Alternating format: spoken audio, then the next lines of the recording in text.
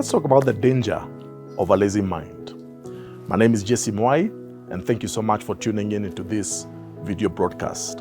The danger of a lazy mind. Did you know that it is possible for you to actually have a lazy mind? It is possible for me to have a lazy mind.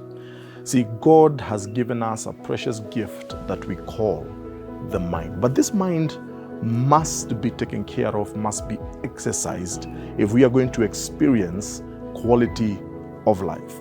So many people have messed up their lives. So many people have failed to achieve their full potential, many times because of a lazy mind.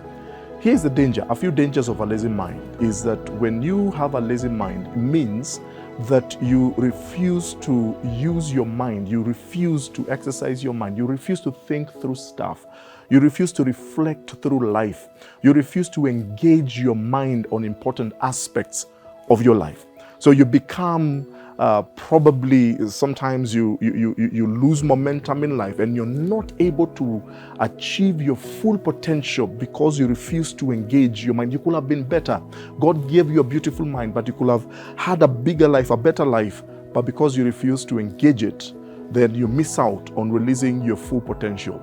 People also become gullible when they have a lazy mind. You believe anything, even things that don't necessarily make sense, because you don't interrogate anything. So you become gullible, believing and taking in everything. You become susceptible to deception. People can take advantage of you. They deceive you easily. Why?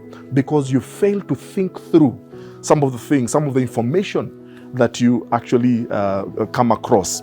So then what do I do? How do I keep from having such a lazy mind? Well, just a few things. Number one, the mind was created and meant for you to work on it. You need to exercise it. You need to be somebody who gathers knowledge through reading or through other avenues.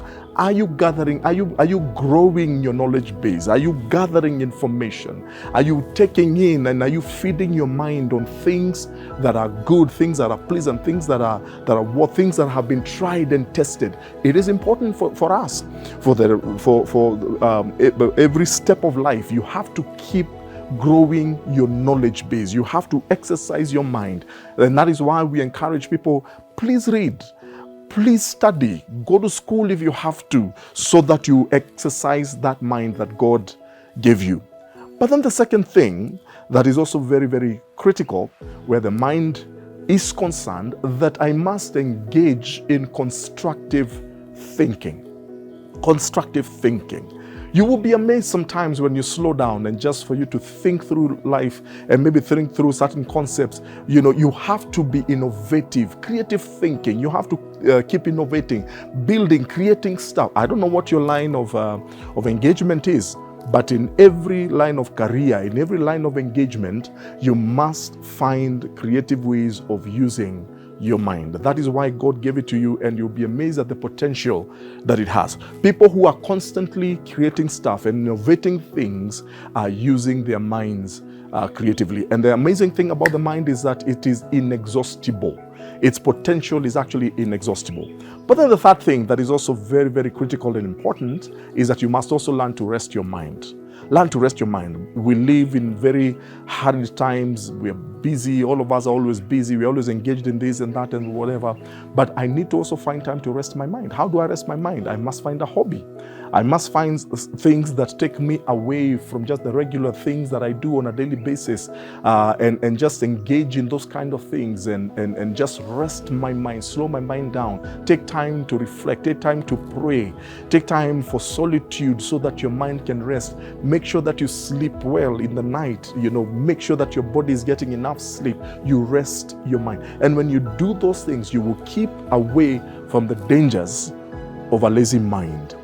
God gave us a mind so that we may also be able to live for Him, to serve Him, and to worship Him.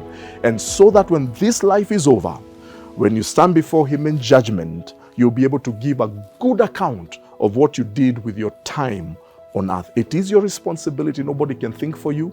It is your responsibility. Nobody can grow your mind for you. It is your responsibility. Nobody can rest your mind for you. It is your responsibility. It is my responsibility to take care of myself. May the Lord help you. Please keep away, avoid a lazy mind, and may the Lord bless you.